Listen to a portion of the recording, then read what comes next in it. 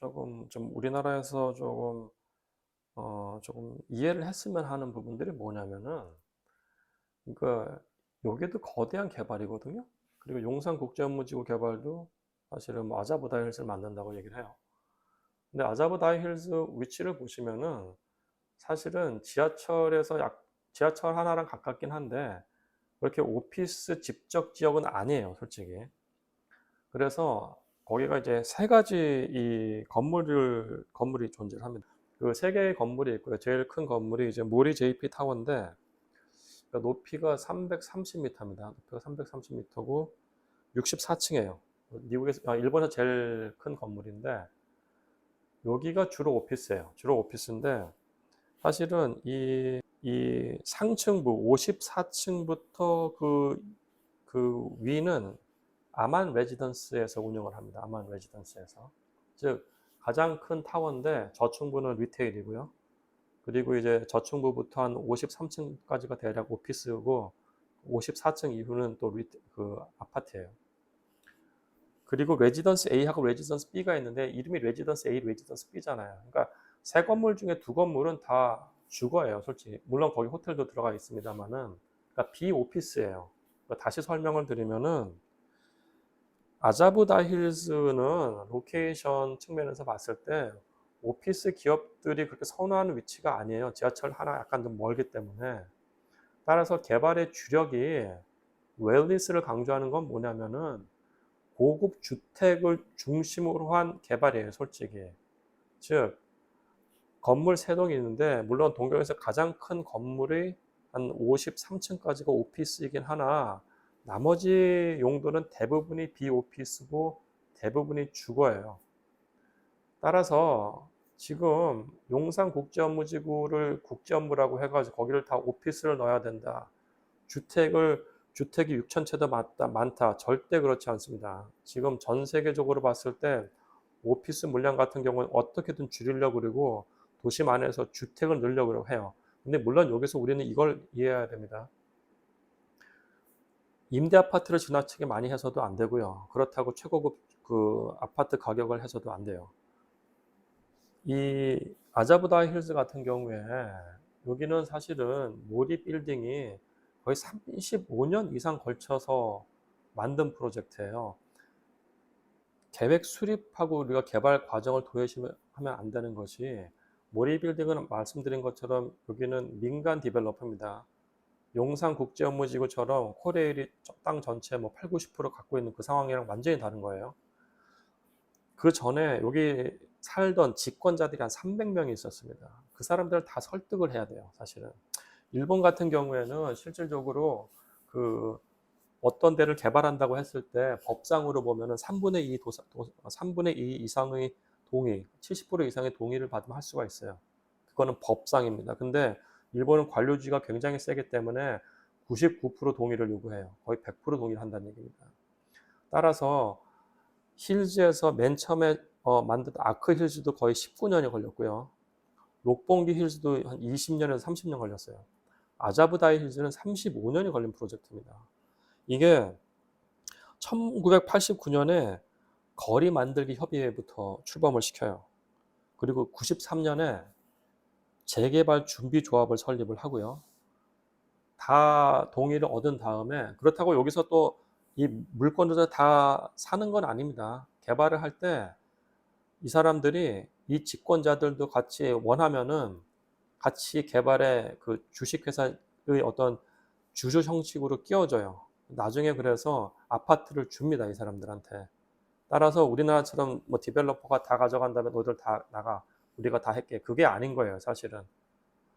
강제 수용 절차가 없는 겁니다, 일본은 기본적으로. 그렇기 때문에 몇십 년이 걸리는 것이고, 이게 시간이 35년이 걸리는 프로젝트예요. 35년이 걸리는 프로젝트니까 여기서 그 아까 말씀드린 것처럼 주력이 주거라고 했을 때 주택 가격이 어마어마하게 비쌀 수밖에 없습니다. 맨 처음에 뉴스 나왔던 것들이 펜트하우스 같은 게 2천억인가 3천억에 팔려요. 펜트하우스 하나가. 그리고 아까 말씀드린 것처럼 이 펜트하우스하고 고급 주택은 아만에서 관리를 해요. 아만 레지던스에서. 뭐 이 호텔 쪽 아시는 분은 아시겠습니다. 아만은 정말 너무 비싼 브랜드잖아요. 아만 같은 경우에 뭐 동경 아만 호텔 자면은 한 달에 300에서 500만 원짜리인데 그 호텔에서 레지던스를 운영하는 거예요. 그리고 아만이 이제 그 세컨 라인으로 자누라는 브랜드 호텔을 또 런칭을 했습니다. 그 자누 호텔이 이 아자부다에 헬스에 있고요. 우리가 스튜디오 또는 원룸이 지금 거래됐던 사례가 3억엔 거래 사례가 나와요. 그리고 대략 중형 그 28평이 한 14억 5천만 엔? 그러니까 이게 지금 어마어마한 숫자예요, 사실은. 그러니까 일본에서 가장 비싼 아파트로 지금 자리매김된 겁니다. 근데 우리가 그걸 이해해야 되는 건 뭐냐면은 35년에 걸린 프로젝트고 집권자를 다 설득했다는 거예요, 사실. 그러면은 우리가 이렇게 초럭셔리 아파트 주거 단지가 용산은 국가 땅인데 이게 용산의 미래냐? 저는 그렇게 돼서는 안 된다고 생각을 해요. 또 반대로 그럼 용산은 땅이 너무 좋은 땅인데 여기를 다 임대 아파트로 깔 거냐? 1인을 위한 스튜디오 그것도 아니에요, 사실은. 그러니까 그 지역에 맞게 우리가 좀 뭔가 플랜을 나와야 되라고 보고요. 제가 이 말씀 드린 이유는 지금 양쪽에서 나오는 플랜들이 제가 봤을 땐 지금 너무 말이 안 돼서 말씀드린 것이고, 이 우리가 아자부다 힐즈를 우리가 다시 들여다본다고 했을 때 민간 디벨로퍼 플랜이기 때문에 민간에서 비용을 이 정도로 쓰면은 이 정도 비용을 커버하기 위해서 돈을 버는 건 너무나 당연하다고 생각을 해요. 이 모리에서 이런 어떤 도시 개발의 비전 같은 것들을 만드는 어떤 우리가 그 배경 같은 것들을 우리가 좀 알았으면 좋겠는데요.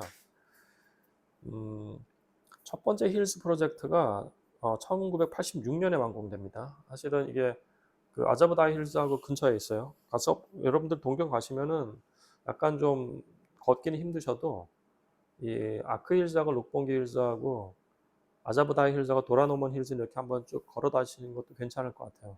이 모리 부동산 기본적으로 이 미나토구에서 개발을 합니다. 미나토구에서. 근데 미나토구는 그냥 일본 사람들이 그냥 우리나라 청담동이에요. 제일 비싼 동네라고 보시면 돼요. 다만 이 미나토구가 기본적으로 오피스로서의 기능이 굉장히 약했어요.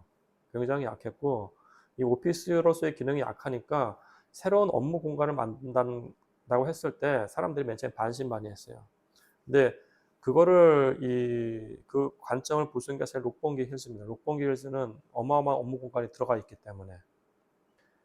그리고 그때 이제 개발했을 때도 이제 앵커 같은 것들이 중요해서 아사히 TV를 넣었습니다, 사실은요.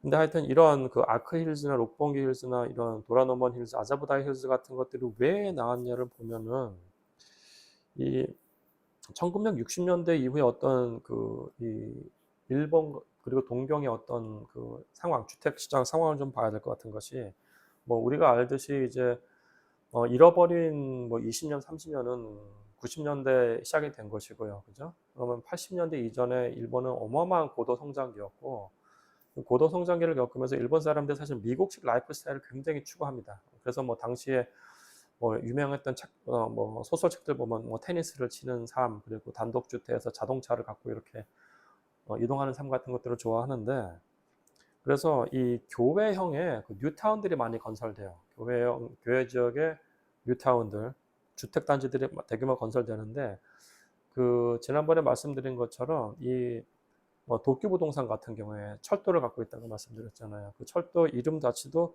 전원도시선이에요. 전원도시선. 그 전원도시선을 따라서 특정 지역에다가 거대한 주택 단지들을 개발을 해요. 그러니까 거기 이제 종점이 시부야입니다. 따라서 이런 식으로 일본에서 약간 일본 사람들 자체가 원래 단독주택을 선호를 했고요. 단독주택 단지들이 이 지하철망을 따라서 이렇게 그 개발이 되니까 이게 수도권이 굉장히 팽창이 되면서 다 베드타운 된 겁니다, 솔직히. 그러면서 거기서 이제 그 통근 시간대 몰리기 시작을 하니까 그러니까 우리가 얘기하는 지역주의 같은 현상이 일본에서 그대로 된 거죠.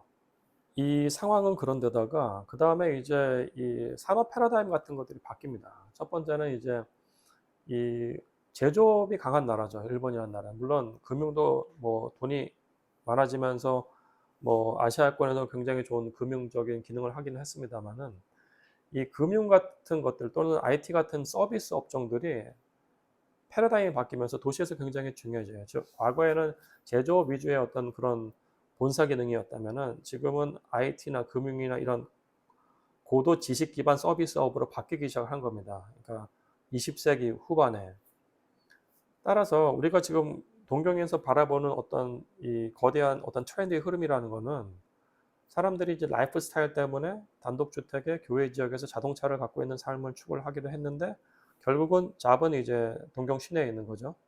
근데 동경 시내에 있는데 패러다임이 바뀌면서 제조업 기반에서 고도 서비스업 기반으로 바뀐 겁니다.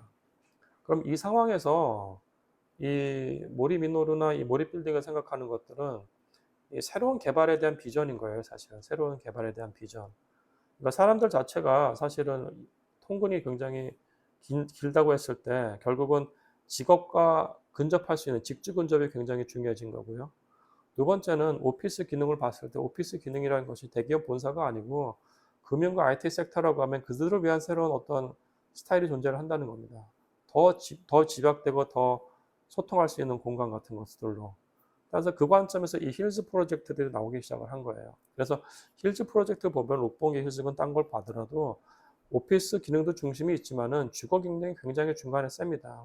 그리고 이 주거 기능을 뒷받침할 수 있는 어떤 라이프 스타일 같은 것들도 다 제공이 되고요. 그게 이제 저층부에 있는 이 리테일이라든지 아니면은 뭐 사람들을 끌어모으기 위한 앵커로서 뭐 아사히 TV를 넣는다든지 그리고 이제 더 나아가서 이제 호텔 브랜드 같은 것들도 뭐 도라노먼에서는 에디션 브랜드를 넣고 아자부다에서는 자노 브랜드를 넣는다든지 이런 식의 실험을 계속을 하는 거예요. 좀 더 오피스 기능도 글로벌해야 되니까 호텔 브랜드도 좀 더 좋은 것들을 넣고 이거는 고급 지역인 경우엔 웰리스가 굉장히 중요하기 때문에 뭐 아만 같은 곳에서 레지던스를 운영하기도 하고 굉장히 소수의 상류층을 위한 것이지만은 따라서 이런 식으로 어떤 시대적 배경, 산업적 패러다임이 바뀌면서 거기에 맞는 디벨롭먼트 플랜을 짜고 그걸 이제 도시 안의 공간에 그 구현을 한 거죠. 근데 그게 일본의 청담동에서 구현을 한 겁니다. 따라서